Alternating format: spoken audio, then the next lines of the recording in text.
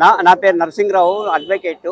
మా తాతగారి ఆస్తి బీబీ నగర్లో 1-26, 1-29/1 అనేది ఉన్నది గ్రామ పంచాయతీలో.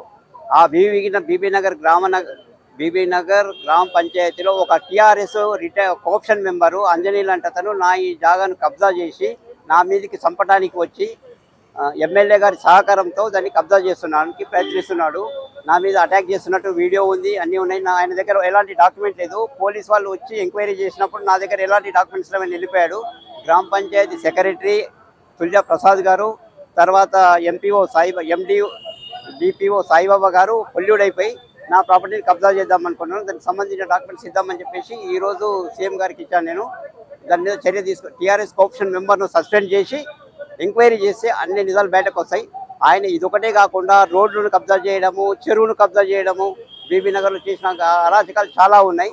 కాబట్టి ఆయన మీద తగు చర్య తీసుకొని సస్పెండ్ చేసి తగు చర్య తీసుకోవాలని మీ ద్వారా చెప్తున్నాను నేను. నమస్కారం అండి. నా పేరు రాజు, గ్రామం గున్ముక్ల, ధన్వాడ మండలం, నారాయణపేట జిల్లా, తెలంగాణ రాష్ట్రం. స్వామి, నేను మా సొంత పట్టాభూమి అయినటువంటి 11 ఎకరాల 5 గుంటల భూమిని తప్పుడు సాదా పైన మా కాగితాలు సృష్టించి మా భూమిని మొత్తం కొల్లగొట్టారు. పాత 1970లో పివి నరసింహారావు గారు, మన ముఖ్యమంత్రి వర్యులు, తెలంగాణ టీవీ అయినటువంటి ఆ ముఖ్యమంత్రి గారు చేసినటువంటి భూస్వాముల చేతుల కింద వెట్టి చాకిరి నిర్వహిస్తున్నటువంటి ఈ రైతులకు ఏదైనా సరే వారికి వెట్టి చాకిరి విముక్తి చేయాలని దృఢ సంకల్పంతో చేసినటువంటి ఆ యొక్క 1950 రక్షిత కౌలుదారు చట్టం ద్వారా భూమిని మా తాతగారు పొందారు. అట్టి భూమిని భూస్వాములు ఈ రైతుకు రాకుండా చేయాలని నానా విధాలుగా ప్రయత్నాలు చేసి మొత్తంగా ఎంత ప్రయత్నం చేసినా సరే లాస్ట్కు న్యాయమే జరిగిందని మాకు ఆర్డీఓ కోర్టు ద్వారా మాకు తెలియజేశారు ఆర్డీఓ గారు. ఇప్పటికైనా మాకు న్యాయం బతికిందని మేము ఎంతగానో విశ్వసిస్తున్నాము.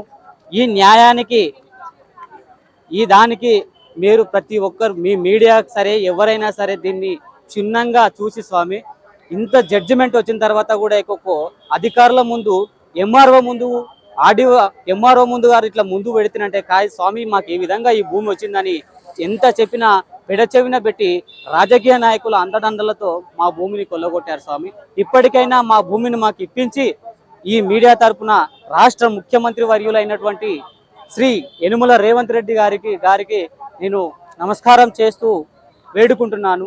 మా భూములన్నిటినీ తిరిగి మాకు ఇప్పించాలని మరీ కోరుకుంటున్నాం. చట్టపరంగా అన్ని రకాల హక్కులు ఉన్నా మేము వారి చేతిలో ఒకరిగా ఉన్నా మేము పోరాడలేకపోతున్నాం స్వామి. అయినా న్యాయం గెలిచిందని న్యాయం కోసం మేము పోరాటం చేయడానికి ఎప్పటికైనా మేము నిలబడి ఉంటాము. ఎందుకంటే తెలంగాణలో పుట్టాం కాబట్టి పుట్టినప్పటి నుంచి చచ్చే వరకు ఉద్యమం చేస్తూనే ఉండాలి. కాబట్టి మీరందరూ గమనించి, అధికారులందరూ గమనించి మాకు న్యాయం చేయాలని నేను మరీ కోరుకుంటున్నాను స్వామి.